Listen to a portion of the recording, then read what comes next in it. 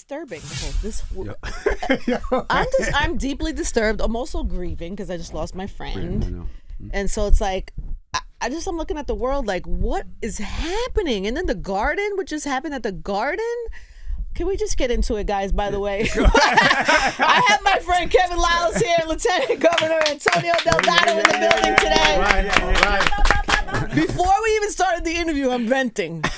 I'm venting about life and grief, and then also this how disturbed I am at that we're even this close in an election that seems obvious to me. And so there's a lot of things about this whole time in this country that is really affecting me. I'm frustrated. I'm worried. I'm a little traumatized by some of what just happened at Madison Square Garden the other day. Is like repulsive. And so how are you guys feeling? Sorry, that's not normally how I welcome my guests, but it's good to see you. It's good to see you too, by the way. Hi, sorry. Good to see you. Yeah, and I hear you. But I also feel focused. Right? I feel energized. You do? Okay, this is positive. I like this positive you gotta talk. Stay positive. Thank you.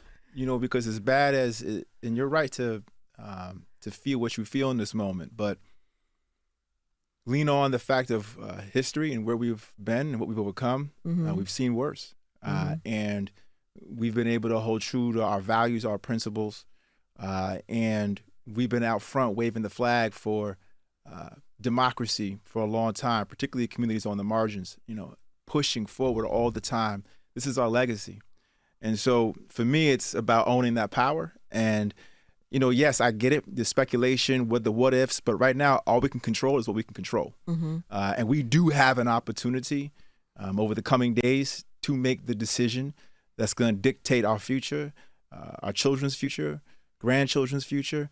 And I think that's something that we should all hold true and be focused about, and stay positive. I know it's not easy, but you mentioned the Madison Square Garden, what happened there. I mean, if you need an example of the two different kinds of visions we're talking about, one rooted in hate and divisiveness and fear-mongering and scapegoating, and that's not leadership. And there's nothing about that is about unity and togetherness and a forward-thinking vision. And we have that in Harris. We have an opportunity to make history and to do it in a way to project us out into a future that is reflective of our shared values and our commitment as individuals who care about living in a democracy. What is your experience? Because the last time I saw you, you were campaigning. Yes. You were making the transition into this space, and it was very early. And it's been 2017 or something like that. 2017. Yeah. So I would imagine you've seen a few things in the past few years. I have. Yeah. And I want to say this, too, on that point. When I first ran for Congress up in the Hudson Valley, the Catskills area, the district had been won by Trump by 2016 by 7 points. 90% white district, the 8th most rural congressional seat in the country. I had a hip-hop, cover with a hoodie on. They spent millions of dollars trying to make me seem like I, wasn't reflective of the community or a threat to the community. A lot of folks wrote me off. But there was a singular message that resonated with a lot of folks, Republicans, Independents, Democrats. And we're seeing that today, too, with Harris, with the Liz Cheneys of the world. Why are all these folks coming together now? Because this is a moral question. Right versus wrong, not left just versus right, but right versus wrong. Integrity, character, decency, love, compassion, thoughtfulness. Do these things matter anymore, or do they not? Well, that's what I'm having such a hard time wrapping my brain around. It's like I understand differences in politics, right? I understand you think we can get here this way. You think we can get. I understand differences, but it's the morality of it. And to think that half of the country doesn't care about that is really disturbing to me, on a deep level. It's funny, Angie. I just think Trump has a reality show going on, and we all participating in it, and we want to see the celebrity and everything, and we want to actually hear the rhetoric, and it's not as hurtful as it is. He can say something yesterday and then say something else today, and then people still consider him a presidential candidate. And so the pain that you're feeling is also noise. It's noise to say don't focus. It's noise to say sit it out. It's noise to say don't make it personal, because policy wise. Think about what Harris said. For the first time ever in the history of a president, she has an agenda for black men. I never. We've been struggling out here, and now she said we're going to give you $20,000. We'll forgive you $50,000 loan. We never had that, and we had a black president before. So the power of a black woman to sit up and say, "Hey, you know what? I want to have an agenda." And as a serial entrepreneur, I've been able to make a couple of hundred multimillionaire women and men, and she's for entrepreneurship. And so to me, the P I'm pushing with policy is great, but I would take it even personal like you. My son saw his first black superhero was Barack Obama. I know what it did to him. I know what it did to my grandmother that said to me at 94 years old, God rest her soul, can you believe a black man is in the White House? And you know my daughters, Kayla, Gigi, and Vivi, I know what it's going to do to them when we elect the first female African-American president. So all this noise, we all out in campaigning in Philly, Atlanta, everywhere. We can't not be focused. It would be down to the last very vote. The 10 friends, the 20, the state, the city, it's going to be down to that. And so I don't want to lose focus with all the things that are going on. I want to make sure we get out and vote and make sure we elect Kamala Harris. Yeah. I feel you on that too, and how it like affects our kids. A lot of the argument that I get into is, like I was telling you, I was in Philly. I did a panel in Philly. I did a panel in Atlanta. And a thing that comes up in conversations is like, money, well, you know, he's better for the economy, which I think number one is false. But if you believe that, let's say you do believe that, and let's just say crazy enough it's happened to be true.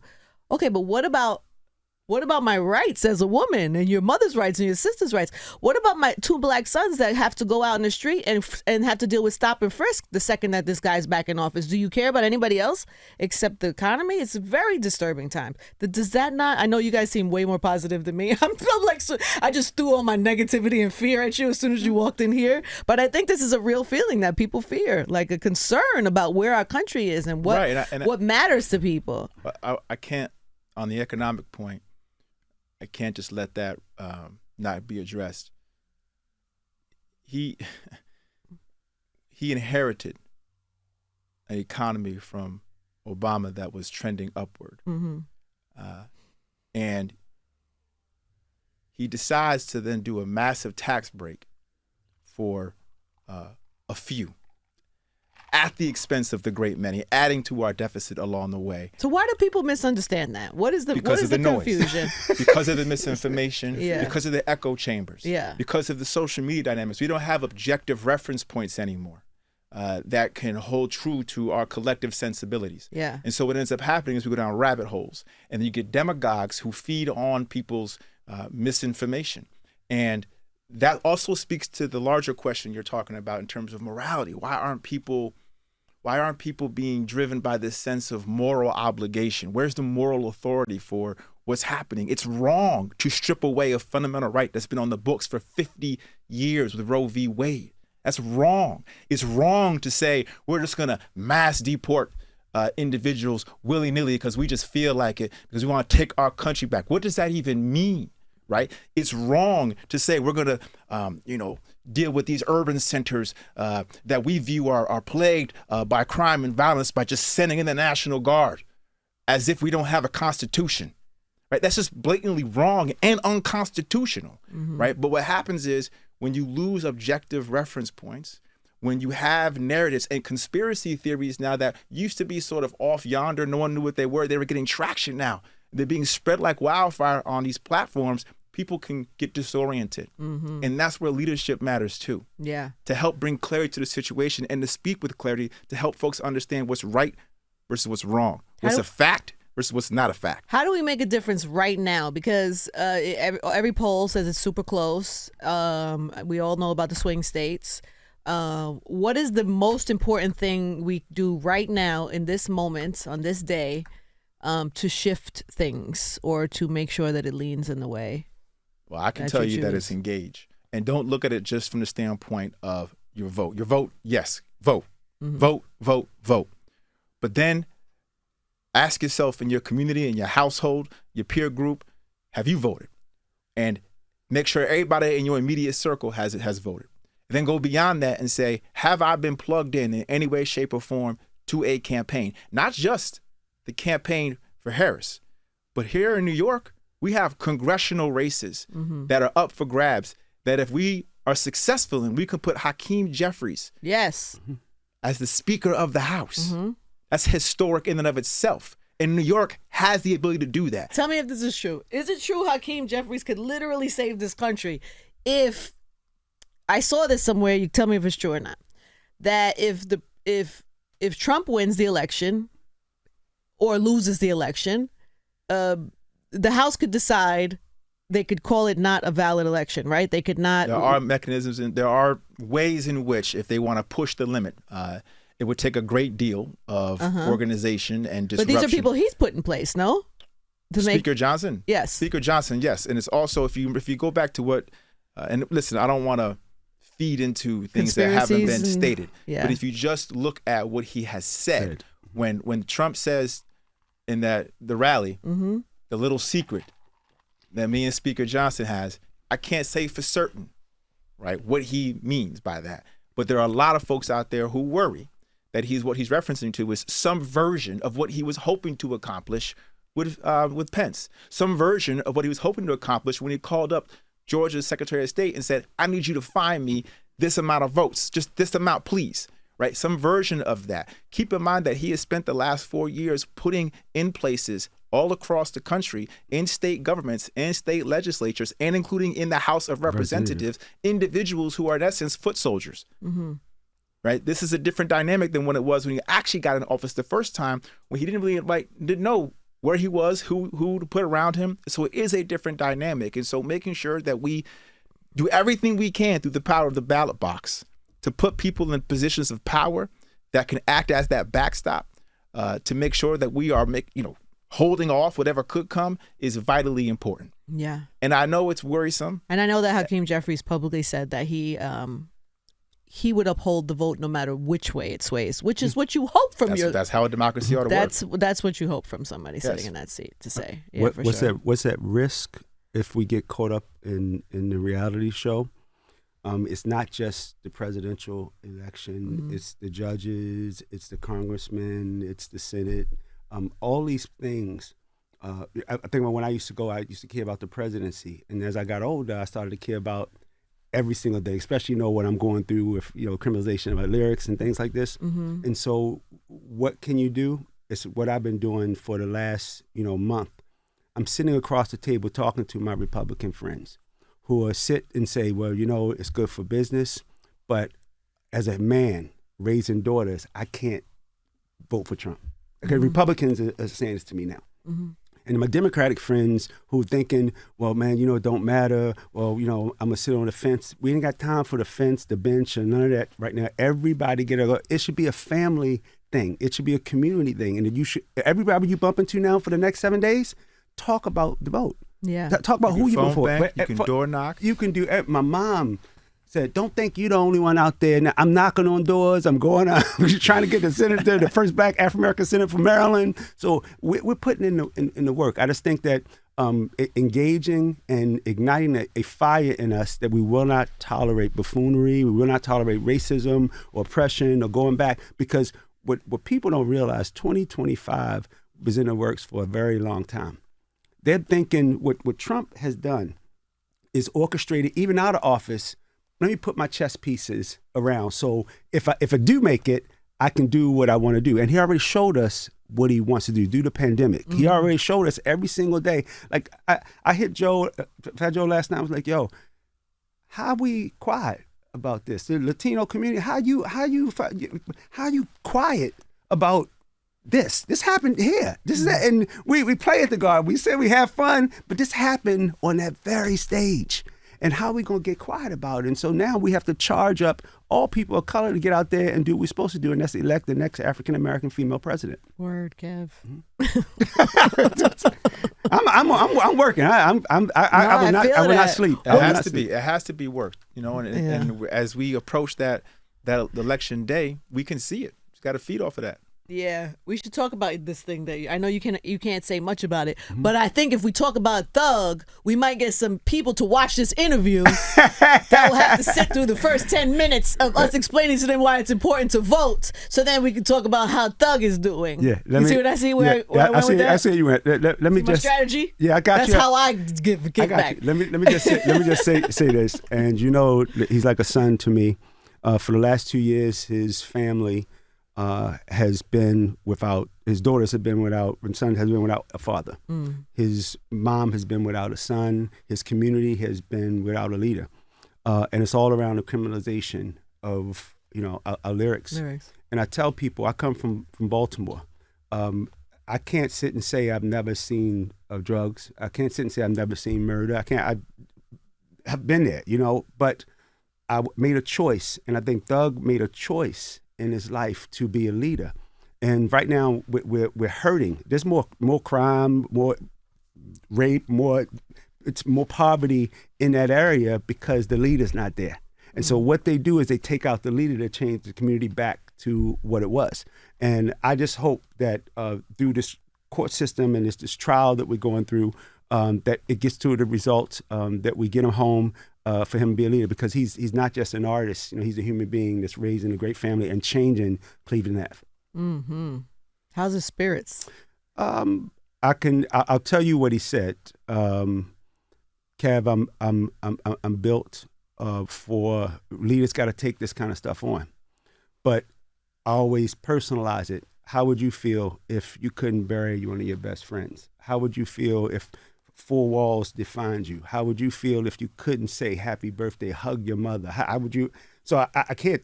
I can tell you what he said to me, but I know in my heart he wants to touch his family. I know in my heart he wants to touch his community. I know in my heart he wants to make a difference. So I pray for him and his family every single day, and I hope that your listeners and you guys that hear my voice, know that he's such an inspiration to our culture, and I want him home. Yeah. What do you think he gets on the other side of this? What do you see for him? One of the greatest prophets to come out of our culture. I think he's going to say different things, do different things, be different, push because the boundaries a little bit. He's going to go to a place that some of the greats have been through, because they tried to take everything from him. And once you get to that other side, you're on a mission. You live a purpose-driven life, because that box, it changes people. Them things and I just think that if we continue to allow a system to oppress us in whatever way, and I'm a fair person. If you're gonna let him say I shot the sheriff and didn't shoot the deputy, then we should be able to say the same thing. But you're not gonna prosecute him, but you're gonna put me in jail. As long as I'm fair, it's cool. But I do want us to wake up as a culture and to realize we're 50 years old now. Let's pull our pants up a little bit. Let's get more educated. Let's build more businesses, and let's realize what we say other people are listening to. Right. And other people emulate, and other people think that they can do what you do. So I think we need to continue to grow and become products of our experiences, products of our age, and products of great communities that I see we rebuilding right now. And the possibilities are endless. I'm sitting here with Lieutenant Governor, who used to be a rapper. I'm not saying he was a famous rapper. I'm not saying he made. Was you nice though? Is the question. Oh, he was nice. He was nice. Thank you, brother. Do you still got it in you? Like if I asked you to freestyle now, could you? I could. I could, but I refrain. I try to. Yes. But I do want to speak to the point Kevin's making about the culture, and I want to underscore how, because when I did hip hop, when I decided. I was always of the culture, but then when I decided after law school that I want to try to make something of this professionally, the vision I had coming out of law school was to figure out how to leverage the culture for transformative change, political change, coming out of an acute awareness of the power of the civil rights movement, understanding though that hip hop culture in many respects grew out of sort of what that movement was unable to continue to sustain, right? And coming out of that, how do we pick up the baton as a culture and politically invest in ourselves and in our communities. And we've spent now 50 years building the capital, building the wealth, building the influence to be able to have that type of impact, not just to entertain the world or to even finance folks, but to politically push an agenda forward that could truly account for our struggles, truly account for our communities in a way that has not happened. And I think that, to me, has been long my belief in the culture. That's that kernel that is at its essence of what's possible. We can only do that if we organize. Yes, and if we have It's like- individuals too who step up and step out, Yeah. right, and say, let me show you Yeah. the power of us, you know? I remember when Barack was going, and I met the senator and talked about going for president, and I put the beam up. I got the super friends together. I said, yo, I don't know how we're gonna do this, but we're going out every weekend. And it was 7 or 8 of us that went out every single weekend. I'm putting that beacon of light up again for us to lead your community, lead your friends, lead your family to the polls in a way that that fire that he's talking about.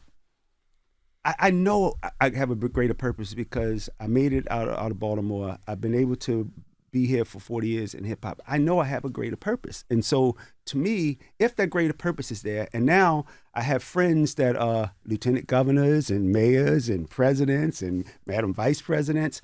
Oh, that moment, that little thing he talking about, it's going to happen in such a big way because we all like-minded. We all come from the same thing. And our power and our policy and our politics will be one. Oh, that day is coming. I believe that. And to your point about the organization piece, which is so important and insightful, I do think there's another level and that we have to take it to from an organizational standpoint, from a standpoint of what is the platform, what is the agenda, and not just wait for the political actors, right, to say here's what the agenda is, but to collectively come together as a culture and say, well, here's 10 things that we want to push for and come to the table with that and leverage the power and the wealth that the culture has amassed now and lean in on it.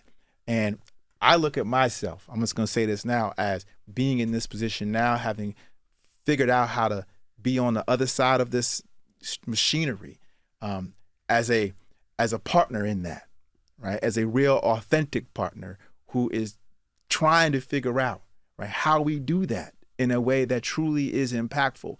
That moment, I'm to be honest, has not been met yet, but that moment can be met.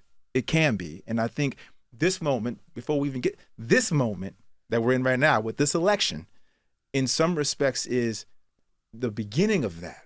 This is a struggle that's happening right now.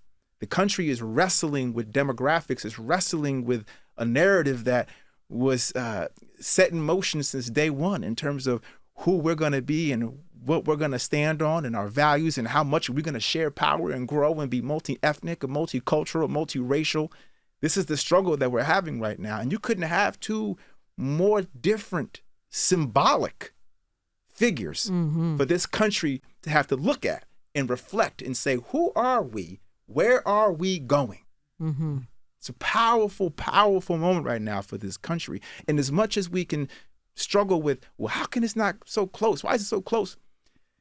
This is a big, big moment in terms of what it reflects about where we've been and where we want to go. And so I encourage everybody out there, don't be afraid of change. Don't be afraid of what's possible. Don't be afraid of who we are becoming. It's powerful and it's full of love. It's full of love. It doesn't come from a place of hate or anger or hostility. It comes from a place of togetherness and shared humanity and justice. It's there. You just got to believe in it. So crazy. I think about what Martin was able to do with less. He didn't have no social media. Luther King had social media? No. He had the infinite power of love. That's what he had. Think about what he was able to accomplish and the civil rights that we have. And think about the people that said, I'm willing to die to have a right to vote, to be treated as a human being. And think about what we did when Trump ran. We sat on our ass. We did not vote. The reason Trump got elected is because we did not vote.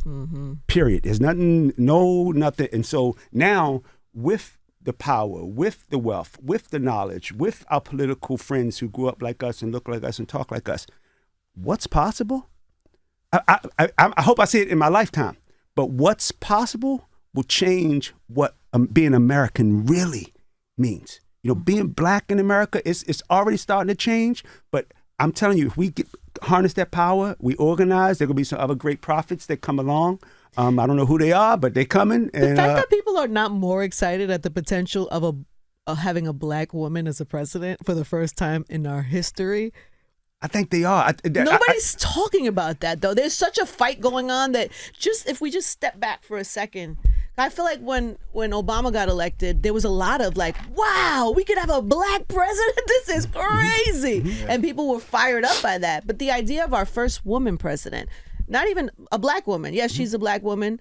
But a first woman president is a huge deal. And I feel like people are not talking about that. And I feel like they're using it almost as a divide for people who have still maybe unresolved issues with a woman in power, which I was so sad I'm seeing that in conversations that I'm having, that there are really people who have a problem with that in 2025, which is insane to me.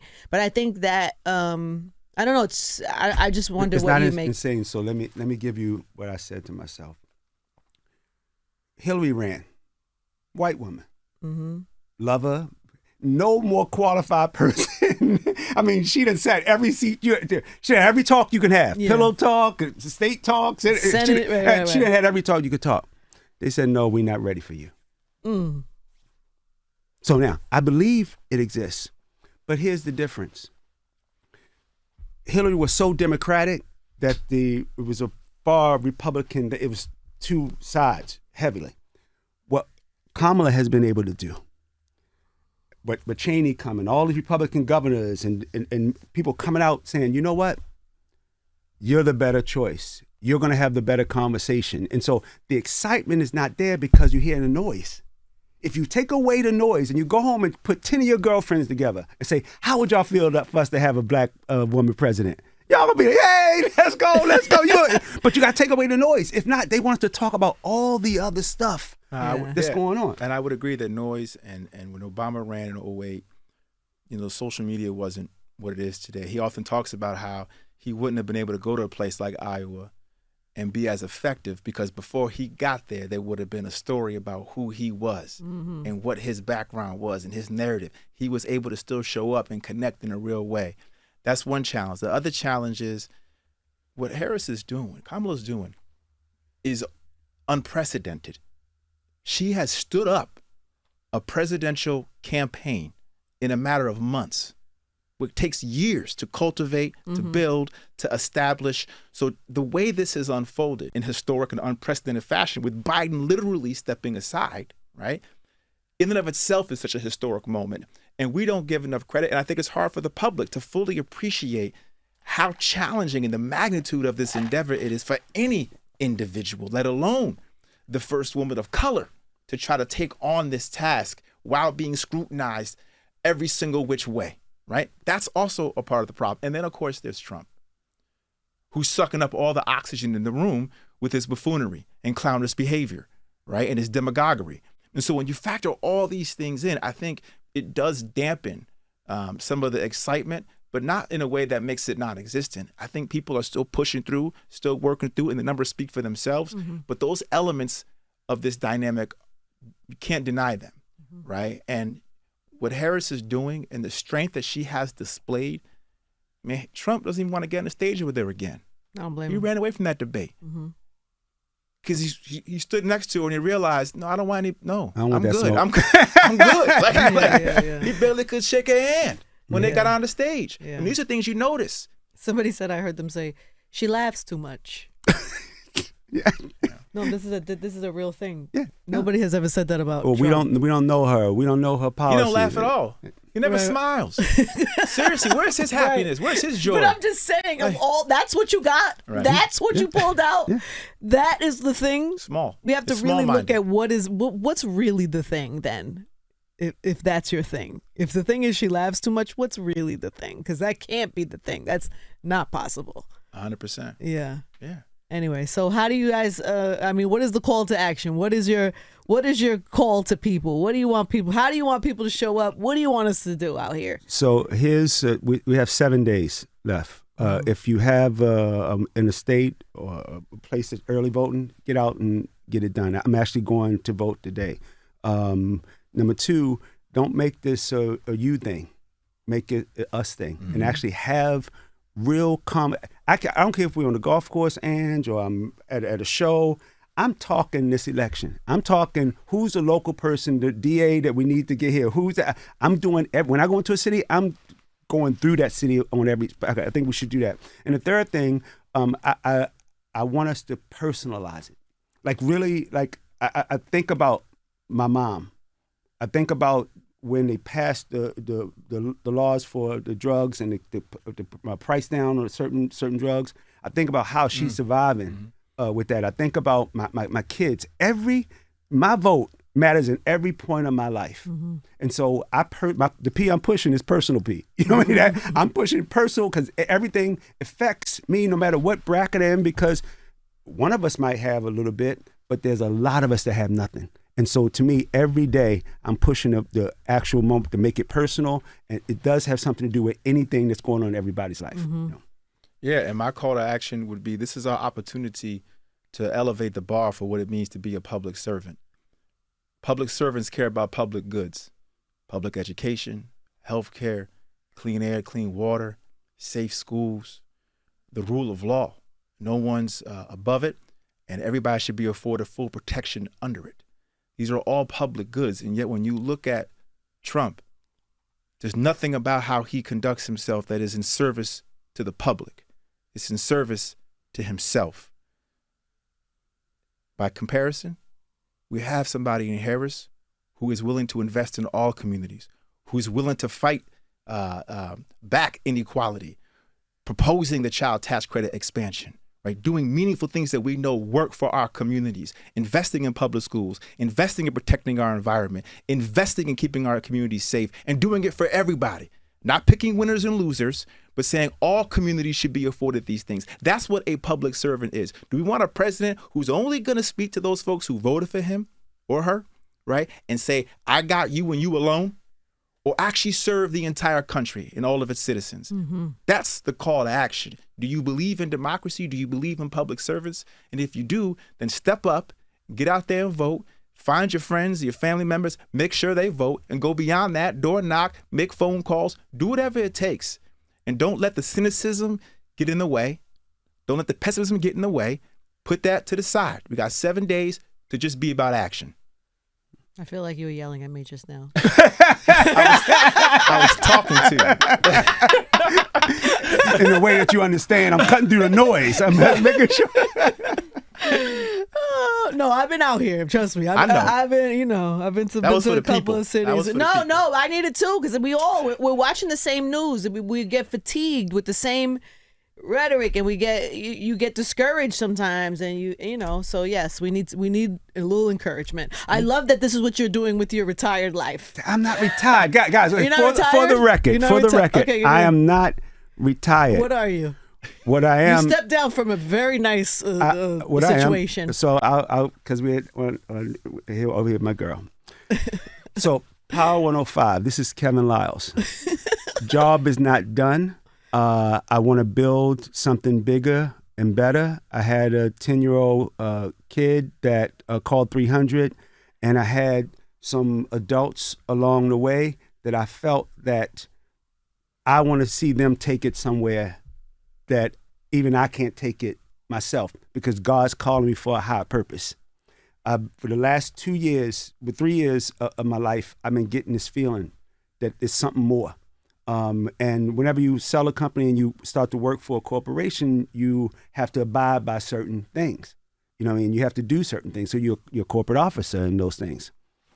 I want to be able to do what I want to do, when I want to do it, how I want to do it, who I want to do it with. And I want to be able to start other organizations that people might feel uncomfortable with me being inside of a corporation. I don't want to be told what to do. And I'm glad that my friends at Warner Music Group understood that this was a great thing for all of us. I'm glad that an African American woman and Salim, Africana, can get two kids can come together and build on the future of what the foundation that we've done so far. And more importantly, I'm happy for every artist to have the opportunity to push other kids to be leaders and executives and do the thing, because find a way, nurture a way, get out of the way. It's my 4th time getting out of the way. And Is so, it? Break it down real quick for so who don't know. So let's start. First one was Def Jam. Had to get out of the way. Anyway, second one was Warner Music Group. We took it private, public. Third one was KWL, my management company. Got hey, here you guys go, because I'm gonna go back and build something. Fourth one was 300. Find a way, nurture a way, get out of the way. I'm okay. I'm not retired. Yeah, you'll see me on the golf course, Ange, but no, his job not. Look, so I built something in 10 years that we sold for a lot of money. Give me another 10. And so what is the next 10? Because the music business is a different business. Is that still interesting to you? The culture business is the business that I'm in. It's all music is going to always play a role in it. I want to tell stories. I want to help elect more people like my good friend, Lieutenant Governor. And I want to empower, like I said, with 300, I had 300 studios, I had 300 publishing, I had distribution. I wanted to go into management. I want to start another organization because I'm protecting Black art. So I want to start another organization. These are all the things that require me to have more control of what I can do every day of my life. But you'll hear, I just can't talk about everything now, but I'm excited. I don't doubt you for 1 second. No, it's not about that. I just be seeing you golfing. I see you step down from 300. Yeah, you said retired though, baby girl. I'm only 56. I don't even know what that. And by the way, I tell people every day, God has blessed me for 40 years to be in a business, to feed my family, to change lives, and to give back. And I don't have to hurt myself. I have to give up myself and be of service. So I don't know what retirement is going to ever look like for me, because I want to put in the work. Is the music business, is it in as bad shape as people think it is? No, what? Shout out to Demiza. I was watching something on his page the other day. He is a believer that this whole thing is going down. No, listen. They sound like when they said, hip hop is a fad. They sound like that when they said, you know what, you can't build a company within a company. You can't make. We've heard this before. What's happening is the barrier of entry had gotten so low that people are not really saying what they should be saying. So now I believe in artist development. I believe, listen, we said you bad and bougie, we pushed P, we said F you mean, we had Hot Girl Summers. I believe in anthems. I believe in those things that you want to be like these artists. And so to me, there's a little label named Def Jam that we did, and we moved culture with 15, 20 artists. We did it with 300. I want to do it again in a very big way, but I'm not signing everything at all. I'm going to sign the things that I think going to mean something to our culture. Amen. Power to the people. Salute. Power to the people. Go, Kev. And power to the polls. Power to the polls. Let's make sure we do that. Get your vote, everybody. One time for Kevin Liles, Lieutenant Governor Antonio Delgado.